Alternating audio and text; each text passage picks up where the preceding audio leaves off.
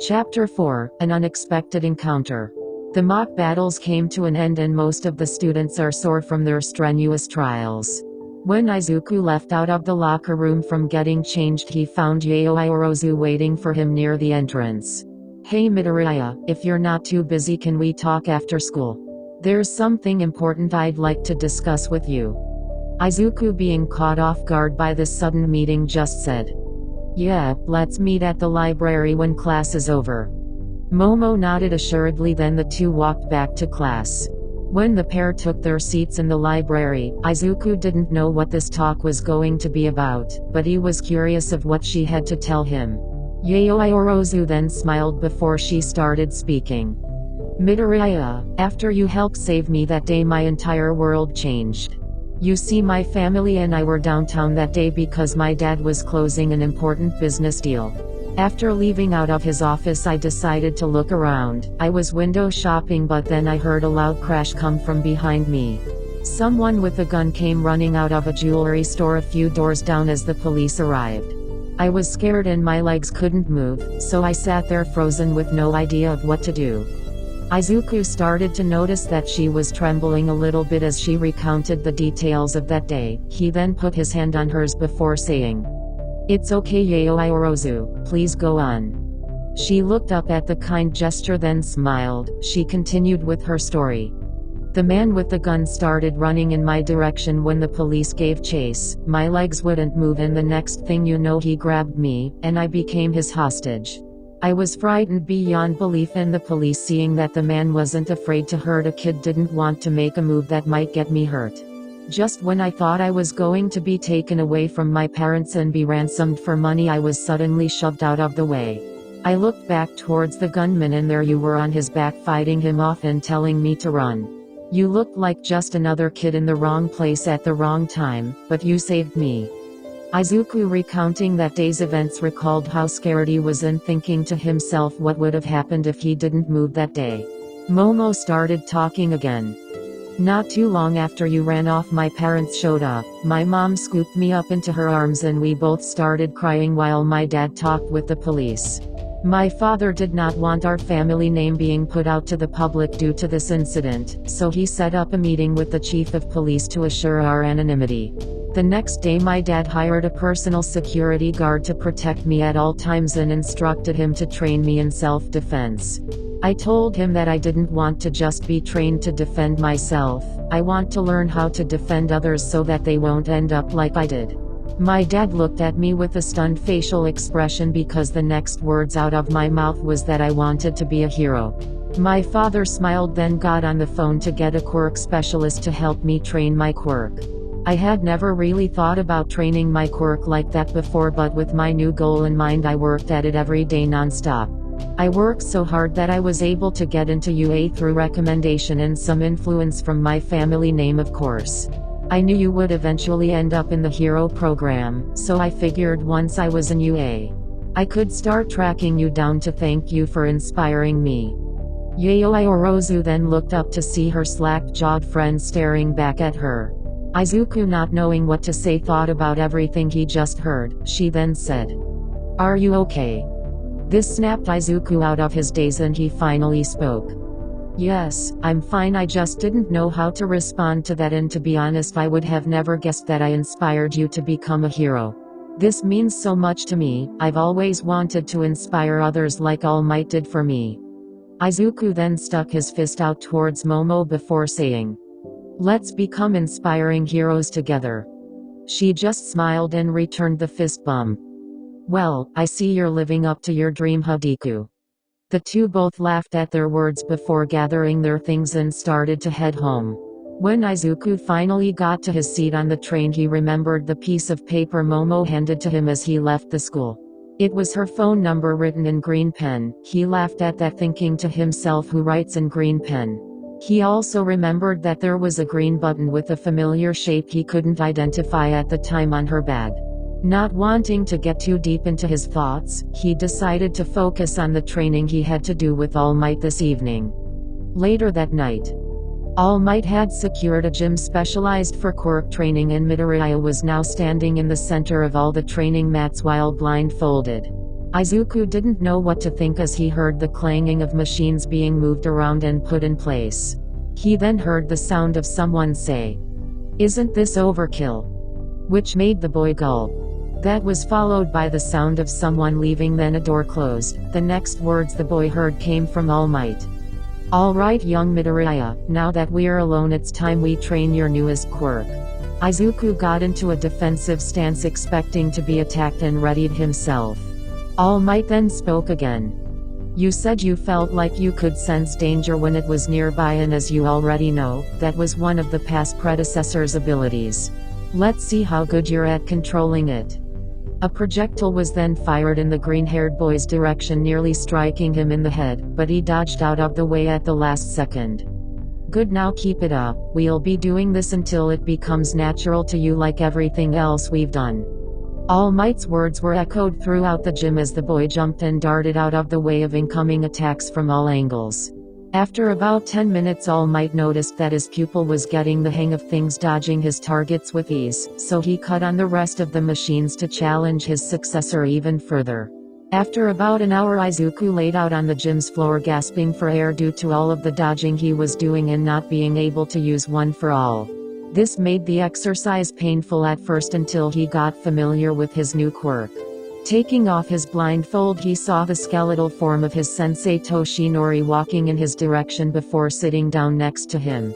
All Might then handed him a sports drink before saying, "You did good, kid. With all of your growth, pretty soon you'll be even stronger than I was at your age." All Might then winced in pain as he leaned over to hug the boy. Izuku then said to All Might, "Are you okay? What happened to you?" All Might then grabbed his side before responding, "It's just my injury giving me its usual kick in the butt that it does from time to time. There's no need to worry, young Midoriya. I'll be okay once I get me some rest." Izuku, knowing that even heroes can put on a brave face, just nodded. Ever since All Might showed him his scars, he grew concerned for his failing health. Even though the pro hero he looked up to all his life told him that he was going to be fine, he started looking into his sensei's condition, trying to find a way to help him. Izuku would do deep dives on the internet researching cures and quirks that could possibly help heal All Might from his injuries. He didn't come up with any tangible solutions, but there were some speculations of a cure through robotics. Izuku would then try to contact the scientist that published the articles. Even though not many would respond to him, the ones that did, he took notes on all of the information they were willing to share. After finishing up their session, Izuku remembered that he had something to do, so he rushed out of the gym, telling All Might that he would see him tomorrow. The next day, the green-haired boy yawned tirelessly from another stakeout, trying to hunt down the blonde girl he met some time ago. Hoping that this wasn't going to become a habit, he got ready for school. As he walked into the living room, he saw his mother doing push-ups while levitating the couches. Forgetting that she had taken up his habit for daily exercises, he just smiled as she stood up and showed off her muscles. "Mom, you keep that up and you'll be even stronger than me one day." Izuku confidently said those words until his body locked up and he lifted off of the ground. He was then turned upside down and flew over to his mother. He looked up to see her bending down to say something. "What makes you think that you were ever stronger than me, young man?" Izuku started sweating profusely at the terrifying sight of his mother's ominous smile. She kept him in place with just the flick of her wrist before she spoke again. "Now have you learned to mind your manners?" Izuku nodded yes, and she returned the boy to his feet before telling him to have a good day at school. Izuku then thought to himself, "Wow, I feel sorry for whoever pisses mom off." Izuku shuddered at the thought of that person being him. He then left for school, looking forward to his next lesson in heroics. After Aizawa gave his remarks on the mock battles, he told the class that they had to select a class president to represent them. Ida was the first person to raise his hand once the announcement had been made. Aizawa cut him off before he could say a word. "I bet you're gonna be asking, how do you want us to decide who will it be, right? Look at my face. Do I look like someone who cares about something so trivial?" Ida froze as he couldn't come up with a response to his teacher's words. Aizawa finished it by saying, Just find a way to come to a decision on who's going to be the vice and class president without disturbing me while I take my nap, or else." The whole class gulped at his words, not wanting to know what he meant by that, so they hurriedly started discussing. Ida came up with the idea for anonymous voting of the person they would like to fill the role. After the tallying was done, the score was: Midoriya 5, Yayoi Orozu 4, Ida 3, Todoroki 2. The rest were each individual votes for themselves. This of course pissed off a certain blonde, seeing as though he was beaten out by his former friend at something yet again. Ida started to congratulate his friend when he looked up to see Midoriya walking up to the front of the class. Once he got to the podium, he started to speak.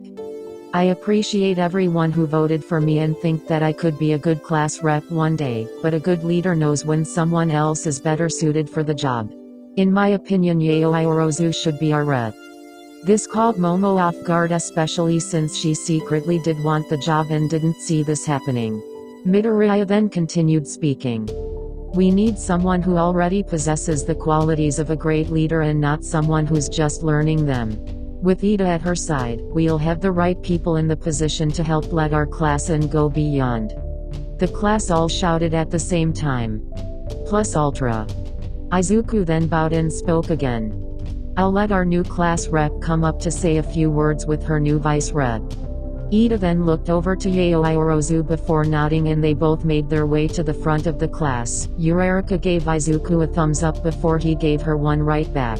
Tokoyami then said, only loud enough so that anyone nearby could hear, "Knowing yourself is the beginning of all wisdom." The raven-headed boy got some assured nods from his classmates before focusing on the two speakers making their announcement. Aizawa, with one eye open, stared over at his green-haired student, thinking to himself, "It's not often a first year would give up an opportunity like that." He knows his limitations and is patient. He thinks before making a move. Once he's properly trained, he'll make a great leader one day.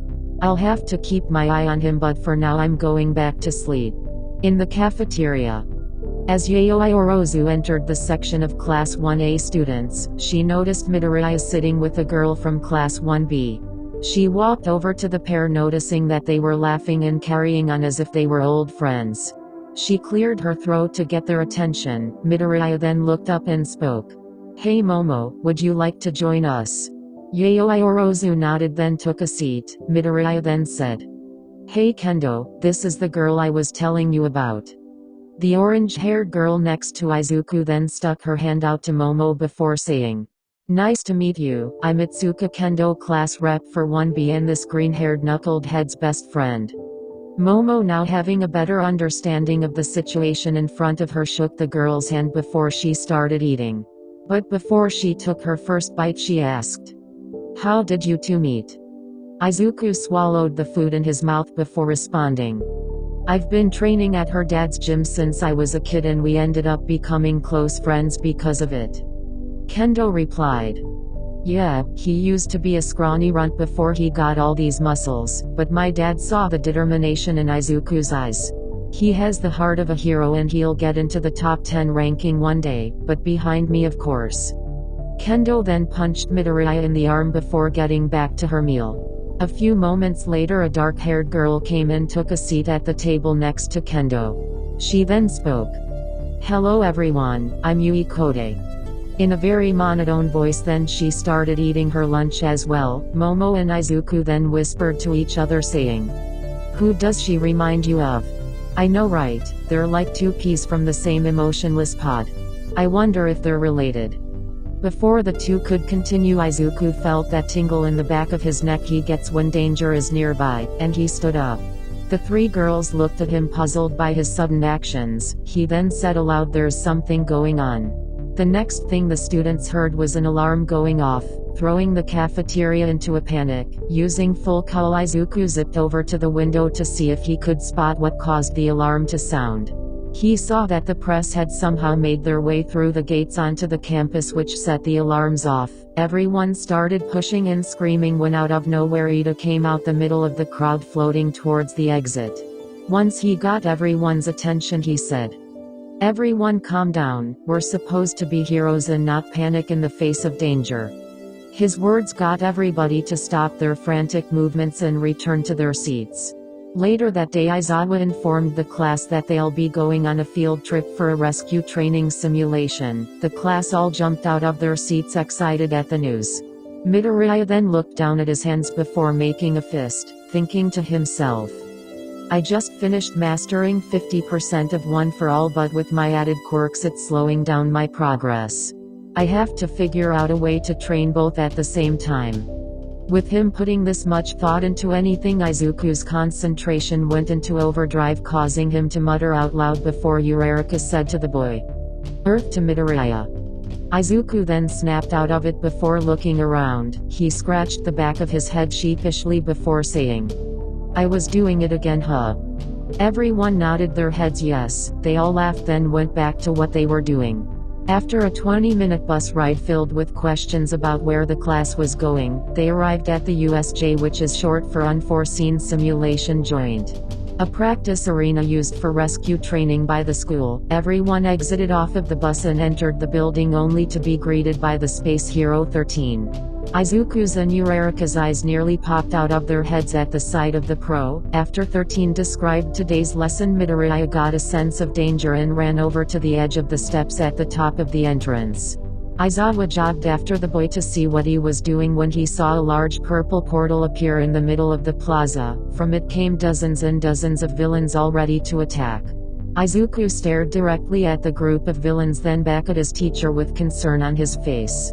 Aizawa then put on his goggles before yelling out to the other pro, 13, watch over the kids. Now in full battle mode, Eraserhead leapt into action, quickly taking out the low-tier villains one by one. Izuku's danger sense went off yet again, which made him turn around to the side of a tall man with a face made of clouds and yellow glowing eyes appearing out of thin air. The whole class then stood back and readied themselves, but then 13 jumped in front of them, activating her quirk Black Hole. The cap on her gloves flipped open and she started to suck up the mist villain. That's when Izuku noticed a portal started to form above the students. He activated his quirk in hopes of stopping the villain, but it was too late. Everyone except for Ida, Ashido, Sato, Shoji, Sero, Uraraka were warped away. 13 activated her quirk again, but the mist villain started opening another portal directly behind her. 13, knowing she had messed up, braced herself for the pain that was about to come when she saw a flash of green zit by her. Midoriya sprang forward and yelled out, Delaware Smash! The force of wind pressure meant to blow the villain back got sucked into one of his warp gate, but it exposed something metal around the villain's neck. Noticing that, Izuku activated Black Whip, grabbing the man known as Kurajiri. He then lifted the man up and slammed him into the ground, knocking him out cold. After taking care of the villain, he ran towards the now down gate blocking their exit and screamed out, Detroit Smash! This attack opened up a hole big enough for everyone to escape. 13 then told Ida to run back to UA to let the other teachers know about the attack. Once Ida took off running out of the door, 13 told the rest of the students to stay put and wait for backup to arrive, but Midoriya had other plans. He took off running at full speed and 13 then yelled out, What are you doing? Get back here, kid. Izuku responded, I'll take whatever punishment I've got coming, but I can't leave them out there by themselves. Midoriya darted off in a flash. He was gone. 13 then ran over to the unconscious villain and tied him up. The water zone. Asu and Mineta were standing on the deck of a now sinking ship. Mineta was using his quirk to throw balls into the water in hopes of scaring the approaching villains. Once they were distracted, Tsu grabbed Mineta and leapt off of the boat, making an attempt to reach land. Once they were airborne, the villains spotted the teens and started aiming their weapons at them, when out of nowhere they heard someone yell out, Smash! A tremendous force of wind hit the water, causing it to cave in on itself, trapping the villains due to Mineta's balls keeping them bound together. Tsu looked up to Midoriya using a strange black object that looked like rope to grab them out of the air and bring them to safety. Mineta then said, Midoriya, what was that? I didn't know you had 2 quirks. Tsu then replied, Ditto. Izuku just said to the pair of students, We could talk about it later, for now let's go rescue our other classmates. The three then took off running towards the nearest zone. Landslide zone. As they approached the steep terrain, they saw Todoroki running in their direction. Once he got close enough he said, "Are you guys okay?" Everyone nodded, then they shared intel on everything they've learned so far. Next thing they knew there was a bright flash, and they could see lightning throughout the next zone. Midoriya then spoke. "That looked like Kaminari's quirk. Todoroki, follow me and you two go back to meet up with 13. Tell her we are gathering the rest of the class and coming back to join you." Mineta and Tsu nodded in assurance, then took off running back towards the entrance with the others. The mountain zone. When Todoroki and Midoriya arrived they found Kaminari shuffling by himself with a dumbfounded look on his face. He was surrounded by villains who were knocked out. Just then one of the villains popped out of his hiding place reaching for Kaminari, when Todoroki captured him in ice before he could make another move.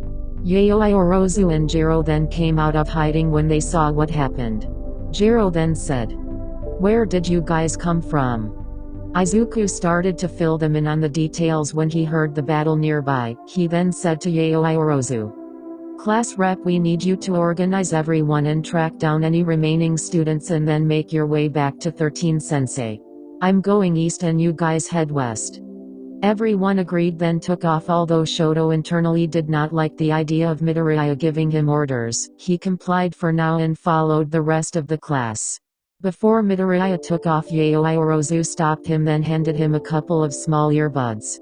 She then said, "I'll keep you updated with the whereabouts of the other students, and Izuku, don't get hurt." They both nodded before separating and running off in opposite directions. Ground Zero. Aizawa was fatigued and gasping for air, scrambling for a way to catch his breath. Reinforcements hadn't shown up yet and he was overusing his quirk. A man with hands draped all over his body was trying to attack him from his blind side, but the pro was still too quick. Aizawa then dodged another attack before trying to land an elbow on the gray-haired man, but he blocked the attack and then pain started radiating from his elbow. Eraserhead then kicked the man away and saw that the back of his arm looked like it was disintegrating. He then looked over to the gray-haired man, analyzing his hands, trying to figure out exactly what his quirk was. Just then a few more low-level thugs tried attacking him, but he was able to take them down with no problem. After knocking out the men, he looked to see who was left and noticed that the big black creature who stood by the fountain this entire time without moving was gone. The gray-haired man then spoke. "Eraserhead, man, you're so cool. No wonder you were able to take out all of my little cannon fodder, but I doubt you'll be able to erase the big boss's quirk." Just then the feeling of dread washed over Aizawa when he felt the presence of something dangerous looming behind him. In a flash, the creature had grabbed Aizawa by his head and picked him up, attempting to slam him into the ground when out of nowhere he heard Seattle Smash. Izuku with lightning speed landed a quadruple hurricane kick on the blackbird-faced creature, causing him to fly off back into the nearest obstruction. This freed the pro. Then Midoriya grabbed his teacher and took him away from the danger. The gray-haired man then said, "I see the symbol of peace was too scared to join us today and decided to send children in his place." While the villain was saying that, Izuku started attending to his teacher's wounds before the pro exclaimed, "What the hell are you doing here, Midoriya?" Izuku then replied, "Eraserhead, listen." This got the pro's attention before his green-haired student spoke again. "The warped villain is down. The rest of the students were scattered throughout the USJ. I've sent a handful of them to find the rest of the unaccounted for students and sent everyone else back to 13. Communications are still cut off, so we sent Ida to the school to get reinforcements." The two then stood up back to back, looking out for any nearby villains. Izuku then said, "Before you say it, I already know I'm going to be in trouble for this, so just tell me, what are your orders?" Aizawa then looked out the corner of his eyes, being surprised by his student's ability to adapt in this dire situation with little to no experience. The pro then said to the boy, "I've seen what you can do and you're tough, but you're just a first-year student. Go back and join the rest of the class." Midoriya then handed his teacher one of the earbuds given to him by Yayoi Orozu before telling him to put it in his ear. Aizawa, sort of confused by this, did so and then heard a female voice say, "We've found Takoyami, Kota and Ajiro." Another voice then came over the device. "I've found Bakugo and Karishima." The female voice replied, "Copy, I see Aoyama and Hagakure just ahead of us, so we're all accounted for except for Midoriya, who's with Mr. Aizawa. Everyone make their way back to the entrance to meet up with the rest of the class." Aizawa then looked at the boy again before speaking. "All right, you can watch my back until help arrives, but when I say run, you do it, you got it?" Midoriya then said. "Yes, sir." The Nomu then started to recover and got out of the rubble that fell on top of him after he hit the wall. Shigaraki then spoke. Nomu snapped the green-haired one in half. "I'm tired of looking at his plain face." The tall black creature then darted towards Midoriya. He activated One for All at 35% and narrowly dodged the creature's attack.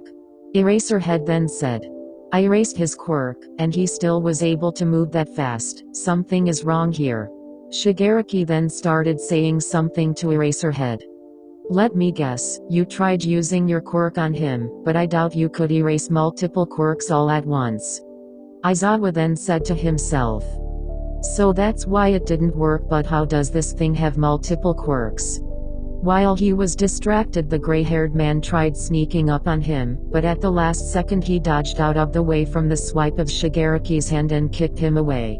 The pro then looked back to see his student dodging every attack from the bird-faced creature with grace and style. Izuku, putting his training to work along with his mastery of One for All, landed counter-attacks on the creature every time he attempted to hit the boy. Then suddenly the Nomu disappeared and got behind the boy. Izuku dodged but was still attacked due to the monster's increase in speed. He was able to block the attack, but it still hurt, nonetheless. After landing on his feet and gathering his bearings, he looked back at the creature with a stern demeanor, thinking to himself, "So, this is what they were going to use to kill Toshinori-sensei. He's just as fast as him and probably just as strong. Guess that means I have to go all out until backup arrives. I haven't mastered this much power, but it'll have to do." Midoriya started powering up One for All, pushing its output to 60%, just a little over his current threshold.